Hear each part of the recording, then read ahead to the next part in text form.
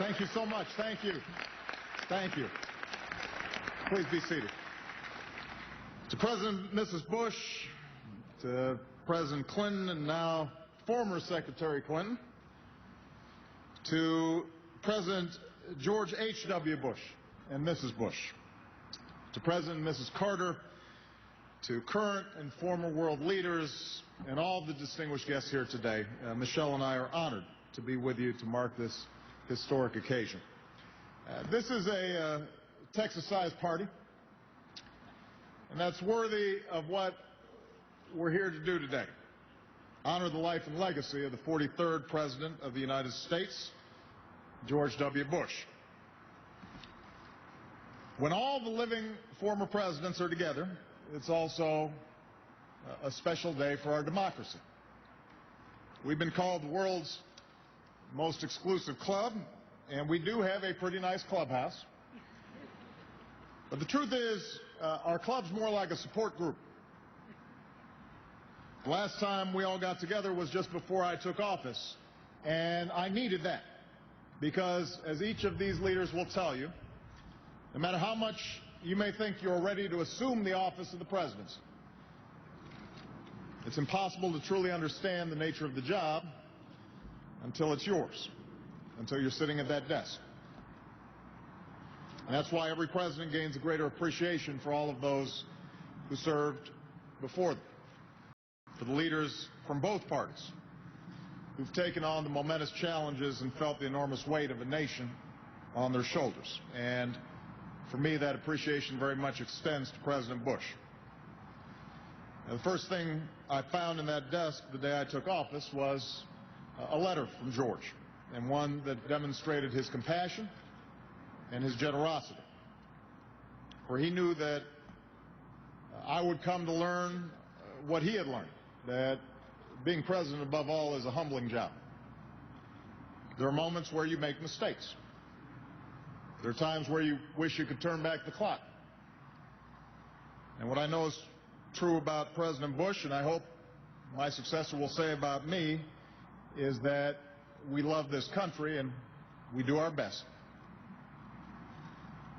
Now, in the past, President Bush has said it's impossible to pass judgment on his presidency while he's still alive, so maybe this is a little bit premature, but even now there's certain things that we know for certain. We know about the son who was raised by two strong, loving parents in Midland, famously inheriting, as he says, my daddy's eyes and my mother's mouth. The young boy who once came home after a trip to a museum and proudly presented his horrified mother with a small dinosaur tailbone he had smuggled home in his pocket. I'll bet that went over great with Barbara. We know about the young man who met the love of his life at a dinner party, ditching his plans to go to bed early and instead talking with the brilliant and charming Laura Welsh late into the night. We know about the father who raised two remarkable, caring, beautiful daughters, even after they tried to discourage him from running for president, saying, Dad, you're not as you think you are. Mr. President, I can relate.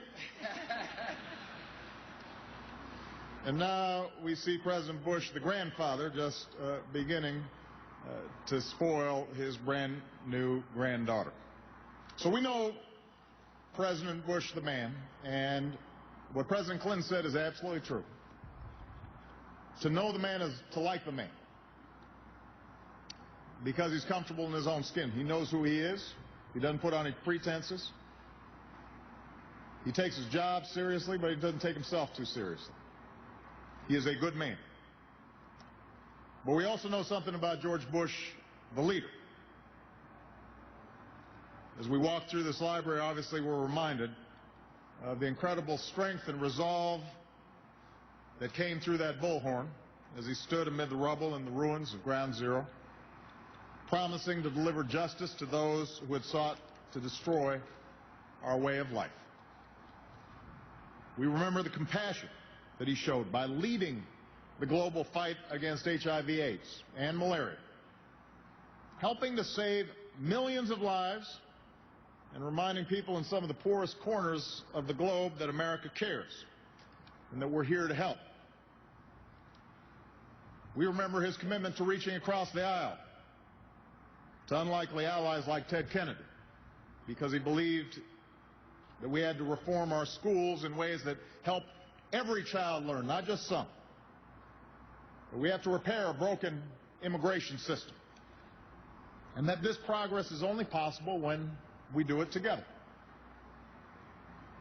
7 years ago, President Bush restarted an important conversation by speaking with the American people about our history as a nation of laws and a nation of immigrants. And even though comprehensive immigration has taken a little longer than any of us expected, I am hopeful that this year, with the help of Speaker Boehner and some of the senators and members of Congress who are here today, that we bring it home for our families and our economy and our security and for this incredible country that we love. And if we do that, it will be in large part thanks to the hard work of President George W. Bush.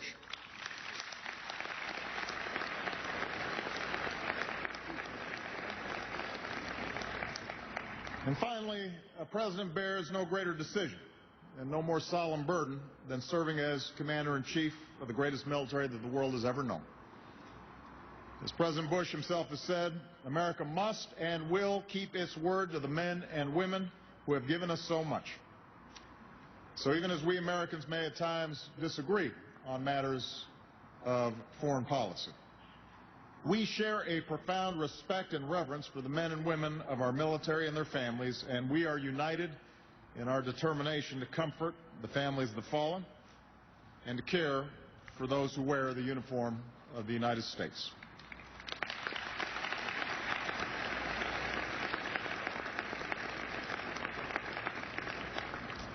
On the flight back from Russia, after negotiating with Nikita Khrushchev at the height of the Cold War, President Kennedy's secretary found a small slip of paper on which the president had written a favorite saying.